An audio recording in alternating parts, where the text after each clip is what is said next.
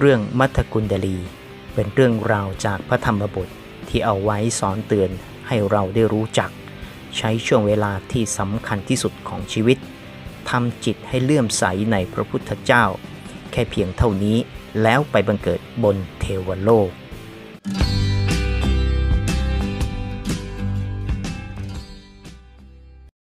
สวัสดีครับผมมนุชาจันทร์คลายชาญนะครับจิตสุดท้ายของคนเรานะสำคัญมากเมื่อจะต้องละโลกไปแล้วเนี่ยขอแค่จับสิ่งที่เป็นกุศลให้ได้เท่านั้นเองเราจะมีสุขติเป็นที่ไปนั่นก็คือไปได้ทั้งมนุษย์เทวดาไปเป็นได้ทั้งพรหมจะเล่าเรื่องราวในธรรมบทเรื่องมัทธกุณฑลีนะครับซึ่งแปลว่าผู้มีตุ้มหูเกลี้ยงเรื่องก็มีอยู่ว่ามีครอบครัวพราหมณ์อยู่ครอบครัวหนึ่งครอบครัวพราหมณ์เนี่ยเป็นครอบครัวที่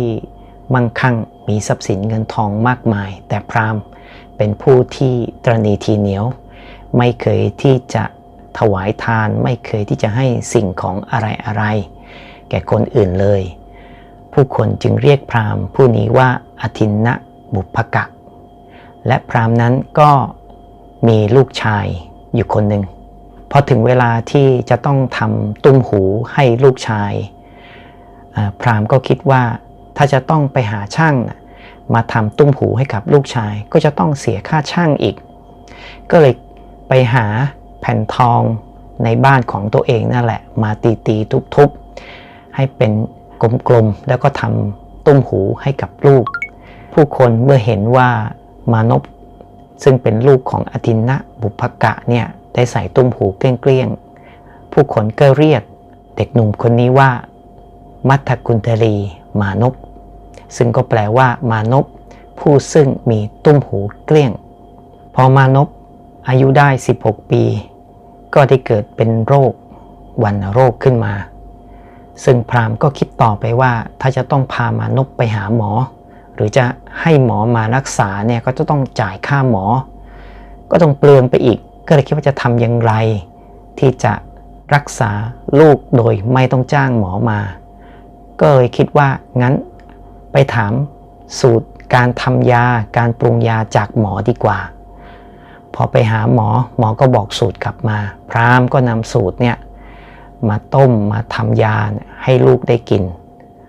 ลูกกินแต่ไม่หายพอเป็นหนักๆเข้าไม่รู้จะทำยังไงแล้วคราวนี้วาระสุดท้ายก็ต้องไปเรียกหมอเนี่ยแหละมารักษาให้ได้หมอพอมาเห็นสภาพของมัทธกุณฑลีตอนนี้แล้วเนี่ยท่าทางจะรักษาไม่หายแล้วก็ไม่รับที่จะรักษาพราหมณ์ก็หมดทางแล้วว่าก่อนในเมื่อไม่มีหมอที่ไหนที่จะมารักษาบุตรก็รู้ได้แน่แล้วว่าบุตรคงจะต้องตายแน่ๆแต่ว่าก่อนที่บุตรตัวเองจะเสียชีวิตเนี่ยถ้ายังจะให้ลูกของตัวเองเนี่ยนอนอยู่ในบ้านถ้าหากมีคนมาเยี่ยมไข้บุตรผู้คนเหล่านั้นก็คงจะเห็นทรัพย์สินของตัวเองพอคิดดังนี้แล้วก็เลยย้ายลูกตัวเองให้มานอนที่ชานบ้านก็ถ้าใครเนี่ยมาเยี่ยมลูกก็ให้เขาเยี่ยมอยู่แค่ชานบ้านก็พอไม่ต้องเข้ามาข้างในบ้านเพื่อจะไม่ให้ใครมาเห็นทรัพย์สินของตัวเองแล้วในเช้าวันนั้นพระพุทธองค์ท่านก็ได้แผ่ข่ายแห่งพยาน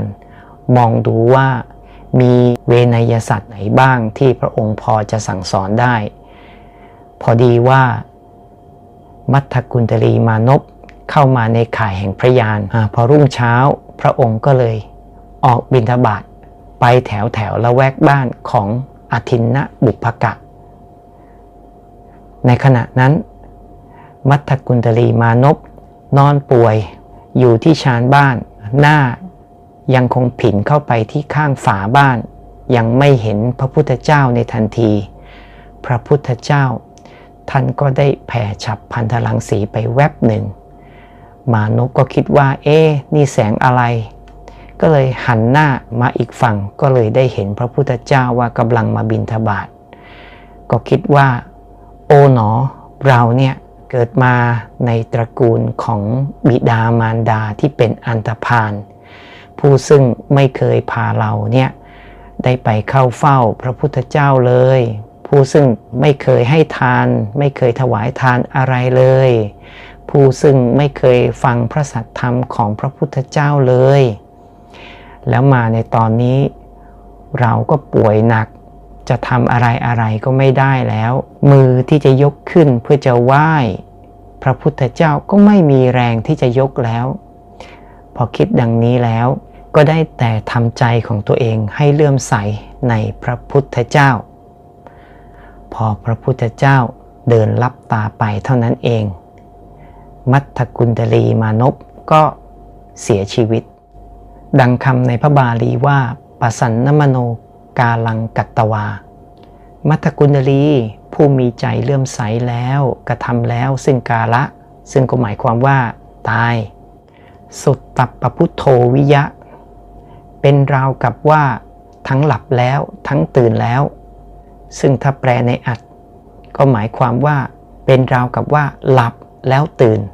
ฟังดูแล้วการตายเหมือนหลับแล้วตื่นทุกท่านเมื่อได้ฟังดังนี้แล้วก็น่าจะช่วยให้เบาใจได้ว่าวาระสุดท้ายคงไม่ใช่เรื่องหนักหนาสาหัสเกินไปก็คงทำให้เบาใจได้บ้างเมื่อถึงวาระสุดท้ายนะครับเทวโลเกติงสโยชนิเกกนกะวิมาเนนิพพุตติบังเกิดแล้วในวิมานทองคำใหญ่30 โยชน์ในเทวโลกจากนั้นอทินนะบุพกะพราหมณ์ก็ได้ทำชาปนกิจกับสรีระร่างกายของมัทธกุณฑลีมานพแล้วก็คร่ำครวญร้องไห้ถึงลูกชายทุกค่ำเช้ามาวันหนึ่งก็ไปที่ป่าช้าแล้วก็ไปคร่ำครวญหาลูกชายที่ได้เสียชีวิตไปแล้วส่วนมัทธกุณฑลีเทพบุตรซึ่งอยู่ในเทวโลกก็คิดว่าจะมาปลอบใจพราหมณ์ก็เลยมาปรากฏกาย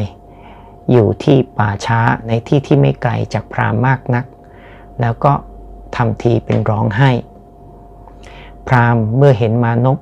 ซึ่งมีลักษณะเหมือนลูกชายของตัวเองก็เข้าไปถามว่าท่านมานพทำไมท่านจึงมาร้องไห้อยู่อย่างนี้มัทธกุณฑลีเทพบุตรกล่าวตอบไปว่าข้าพเจ้าน่ะมีราชรถแต่ราชรถของข้าพเจ้าน่ะไม่มีล้อจะทำอย่างไรดีหนอที่จะให้ราชรถของข้าพเจ้าน่ะมีล้อพราหมณ์ก็เห็นว่ามานพคนนี้เนี่ยมีลักษณะรูปร่างเหมือนลูกของตัวเองเลยก็ตอบไปว่ามานพท่านอยากได้ล้อรถแบบไหนจะเป็นล้อรถที่ทำด้วยทองทำด้วยเงินหรือทำด้วยแก้วก็บอกมาจะหามาให้มัทธกุณฑลีเทพบุตรก็คิดว่าโธ่พราหมณ์บุตรของตัวเองป่วยเงินที่จะรักษาบุตรก็ไม่กล้าจะจ่ายมาตอนนี้จะหาล้อเงินล้อทองล้อแก้วมาให้เราซะนี่พราหมณ์นี่ช่างอันตรพาลจริงๆก็บอกว่าล้อใดๆในโลกนี้ข้าพเจ้าก็ไม่ต้องการหรอกนอกจากล้อที่ทำจากดวงอาทิตย์และดวงจันทร์พราหมณ์ก็คิดว่ามนุษย์เนี่ยคงจะบ้าไปแล้วที่จะเอาดวงจันทร์ดวงอาทิตย์เนี่ยมาเป็นล้อราชรถของตัวเองก็ตอบมานพกลับไปว่ามานพท่านคงเป็นบ้าไปแล้วท่านตายอีกกี่ร้อยเที่ยวก็ไม่มีทางที่จะเอาดวงจันทร์หรือดวงอาทิตย์เนี่ยมาเป็นล้อรถของท่านได้หรอกเทพบุตรก็บอกว่าพราหมณ์ดวงจันทร์ดวงอาทิตย์เนี่ยเรายังเห็นอยู่นะว่ามันมีอยู่แต่ท่านสิจะโง่กว่าข้าพเจ้าหรือเปล่าล่ะที่ว่าคร่ำครวญร้องหาในสิ่งที่มองไม่เห็นเสร็จแล้วพราหมณ์ก็เอะใจก็ถามว่าท่านเป็นใครเหรอเทพบุตรจึงเล่าว่าเขาได้เกิดเป็นลูกชายของพราหมณ์นั่นแหละและได้ทำกุศลเมื่อถึงวาระสุดท้ายก็ได้ไปเกิดในเทวโลกพราหมณ์ก็ตอบกลับไปว่าก็ข้าพเจ้าไม่เคยถวายทานไม่เคยฟังธรรมไม่เคยไปเข้าเฝ้าพระพุทธเจ้าเลยแล้วท่านทำสิ่งใดล่ะท่านถึงได้ไปเกิดในเทวโลกเทพบุตรจึงเล่าว่าตอนที่กระทำซึ่งกาละนั้นน่ะก็ได้ ทำใจให้เลื่อมใสในพระพุทธเจ้าเท่านั้นเองจึงได้ไปเกิดในเทวโลกมีวิมานทองใหญ่ถึง30 โยชน์พราหมณ์เมื่อคิดได้แต่ก็เบาใจขึ้นมาก็บอกว่ามานพท่านเนี่ยได้ทำให้เราเนี่ยคลายจากความเสียใจได้อย่างมากเลยจากนั้นเป็นต้นมาพราหมณ์ก็มีใจเลื่อมใสในพระพุทธเจ้าแล้วก็ได้ไปอาราธนาพระพุทธเจ้ามาที่บ้านเพื่อจะถวายภัตตาหารแด่พระพุทธเจ้าฝ่ายมหาชนซึ่งก็ทราบดีอยู่แล้วว่าอทินนะบุพกะพราหมณ์เนี่ยเป็นผู้ที่ตระหนี่ทีเหนียวไม่เคยที่จะทำบุญทำทานไม่เคยที่จะให้อะไรแก่ใครเลยก็พากันมาดูบางพวกที่มีความเลื่อมใสในพระพุทธเจ้าก็จะมาดูพุทธลีลาบางพวกที่ยังไม่เลื่อมใสก็มาดูว่าพราหมณ์กำลังจะทำอะไรพอหลังจากเสร็จภัตกิจของพระพุทธเจ้าแล้วพราหมณ์ก็ทูลถามพระพุทธเจ้าว่าพระสมณโคดมจริงหรือที่ผู้ที่ไม่เคยฟังพระธรรมของพระพุทธเจ้าผู้ที่ไม่เคยถวายทานแด่พระพุทธเจ้าตอนที่กระทำซึ่งกาละนั้นน่ะก็ได้ทำใจให้เลื่อมใสในพระพุทธเจ้าเท่านั้นเองพอตายแล้วเนี่ยอาจจะได้ไปเกิดในเทวโลกพระพุทธเจ้าก็ตอบว่าพราหมณ์ก็ในวันก่อนมัทธกุณฑลี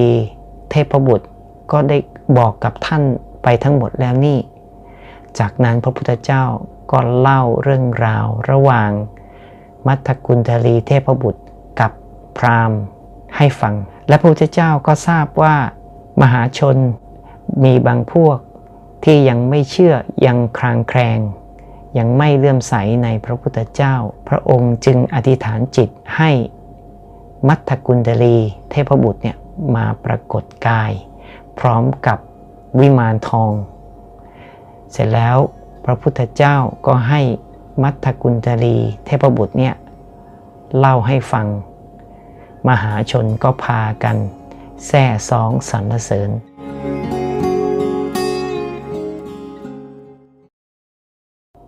ครับหากเห็นว่าคลิปนี้เป็นคลิปดีมีประโยชน์ฝากกดไลค์กดแชร์ด้วยนะครับและสำหรับช่องทาง YouTube ก็ฝากกด Subscribe ให้ด้วยนะครับเพื่อจะได้ไม่พลาดเนื้อหาดีๆที่ผมจะทำต่อไปสำหรับคลิปนี้ขอให้ทุกคนมีความสุขนะครับผมเพียงแต่หวังว่าอยากให้คนไทยได้ใช้ชีวิตอย่างมีความสุขเพราะชีวิตที่ดีต้องมีวิธีที่ใช่ผมอนุชา จันทร์คลายชาญครับ